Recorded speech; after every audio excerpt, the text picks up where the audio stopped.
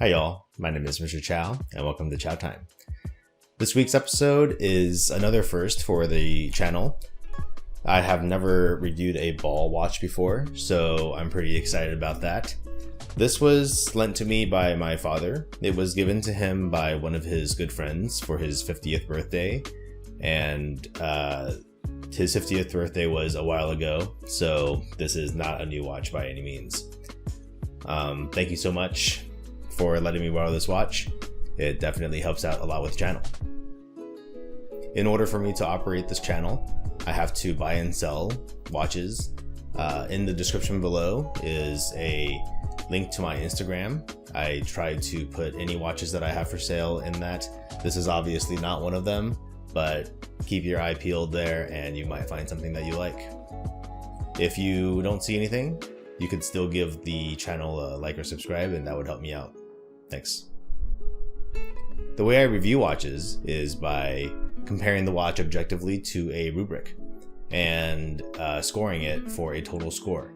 I then apply a value multiplier, which gives you kind of an idea of how the watch stacks up against other watches in terms of price. And then I give a completely subjective opinion of the watch based on my own tastes and collecting style. Before we get into the watch though, I like to first talk about what type of watch it is, just to give a little bit of context.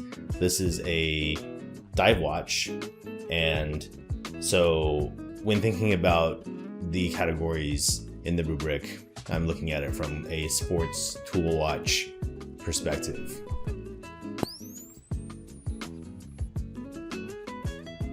So let's get into it. We'll start with the function, feel, and visual appeal of the case and bracelet. The watch has a stainless steel case.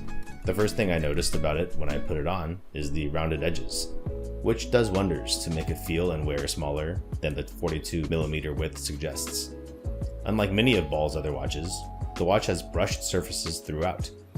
Ball made an interesting decision to make the rotating bezel internal, with a screw-down crown to operate it.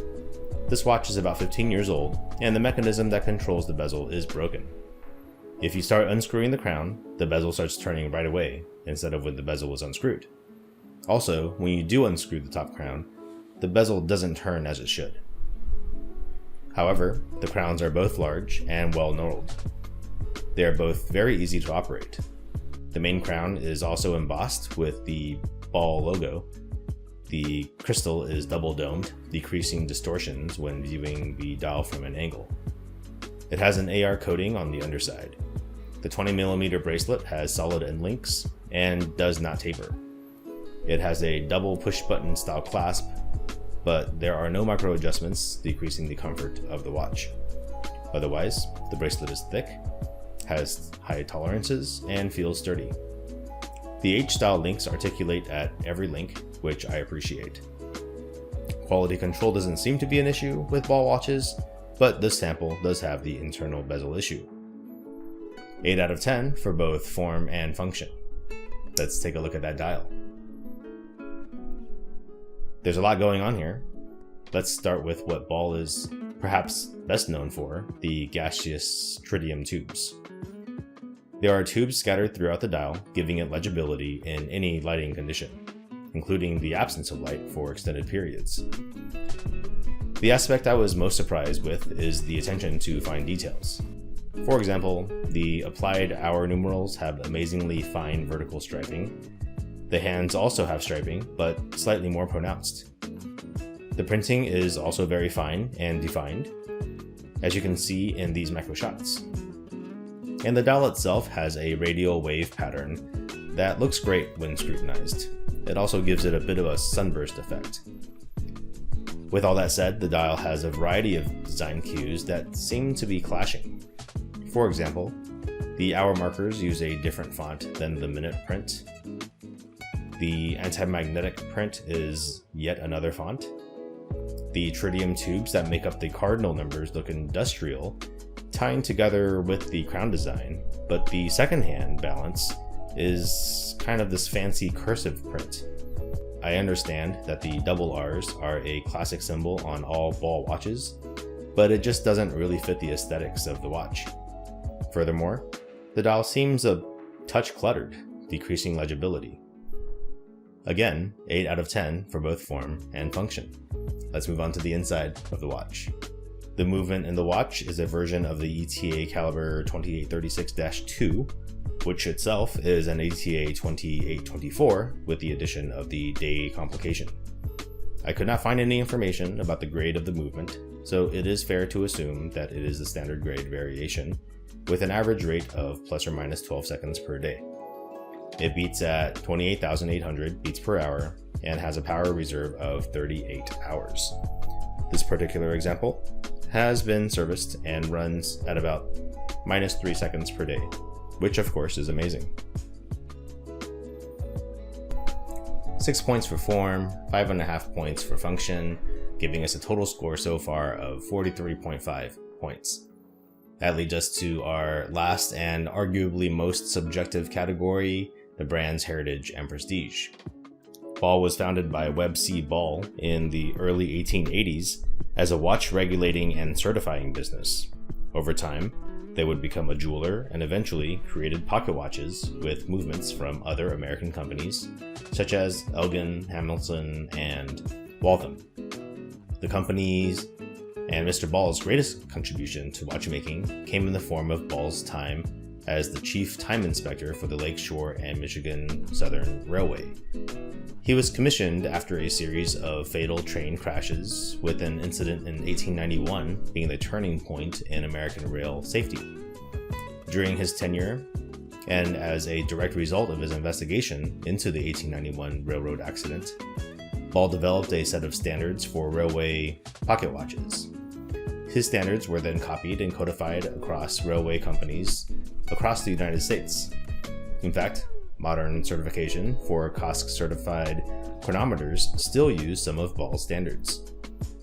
In modern times, Ball is a mixed bag with enthusiasts, as they've done little to separate themselves from other watchmakers or to advance their railway legacy. As such, Ball earns a 6 out of 10 for brand heritage and prestige, bringing the total score to 49.5 out of 70. This particular model of the Engineer Master 2 diver is no longer made, but the model still exists in the Ball lineup. The average cost for this model online, for a fairly good example, comes to about $1,300.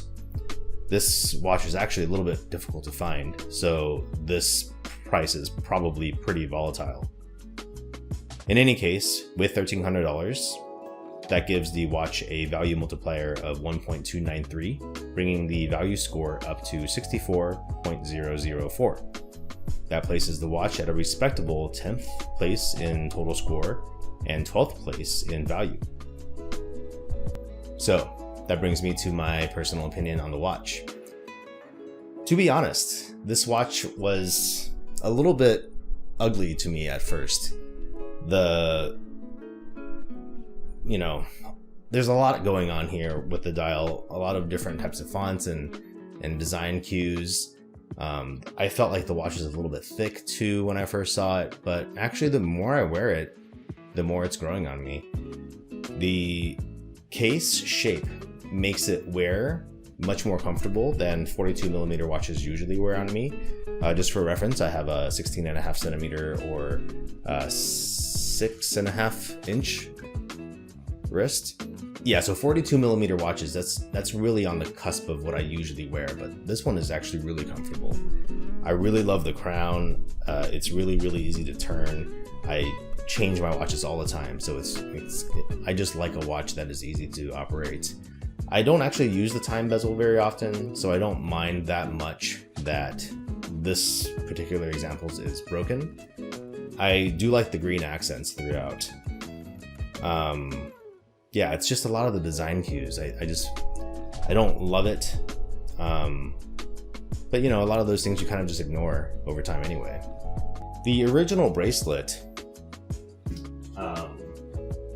is sized for my dad, and his wrist is quite a bit larger than mine, so I couldn't ever use it, but it's really heavy. I did wear the watch on this bracelet for a little bit, but it's like it hangs off my wrist so much, it just didn't feel very good.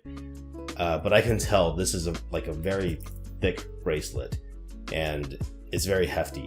So if you like that heavy feeling, then you might like it.